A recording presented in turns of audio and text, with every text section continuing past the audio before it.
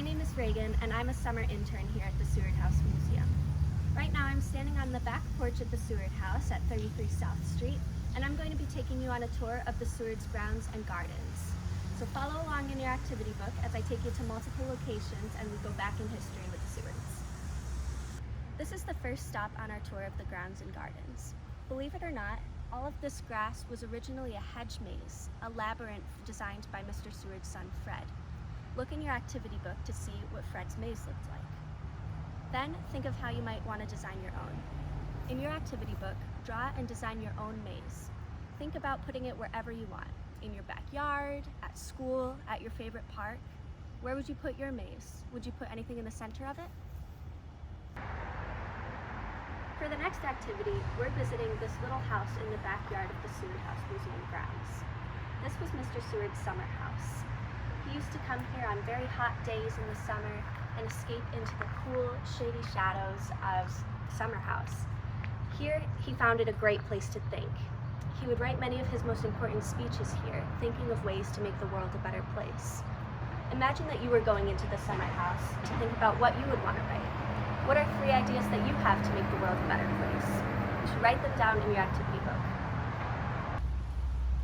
We are now standing in the very center of the Seward grounds to look at this fascinating object. This was Mr. Seward's sundial. Back in Mr. Seward's time, there was no such thing as time zones or a national timekeeping service, so people relied on solar time, or time determined by the sun. Using a sundial, we can draw a shadow from the middle piece, determined by where the sun is in the sky, and the shadow created will point at a certain number to tell what time it is.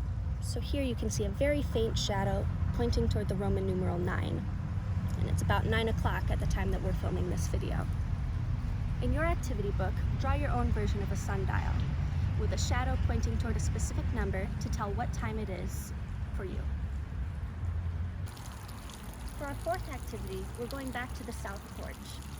The South Porch of the Seward House is where the Seward family like to go and gather, to relax, enjoy entertainment, read, and just be together. For people who are able to come and visit the Seward House, we are asking that you take a picture of yourself here to recreate the image that is shown in your activity book of the Seward family relaxing together. Think of other places where you might relax in your own home with your family and enjoy being together. I am now standing at the very front of the Seward House. This is a mounting block where people would step off of their carriages or horses and buggies to enter the property of the Seward House for the first time. This is the front of the Seward House. The Seward House was built over 204 years ago by Judge Elijah Miller.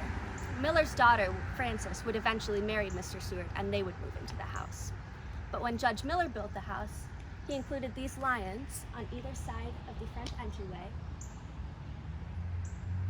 for decorative purposes and to show his personality. Walking through the front gate, you get a better view of the Seward House. When Mr. Seward and Frances inherited the house, they decided to include their own animals at the front. These 2 animals are called griffins. They are legendary creatures that have the body, legs, and tails of a lion, and the head and wings of an eagle. In your activity book, draw your own griffin. To conclude our tour today, this is the visitor's entrance of the Seward House Museum, but it was once known as the kitchen porch because it led off of the kitchen and the servants' quarters in the museum. The Sewards grew most of their own fruits and vegetables here, as well as raised their own animals in their barns. In the spirit of that, we are asking our campers to please collect one of these special seasoning kits and bring it home so that they can try their hand at the special recipe that's included inside.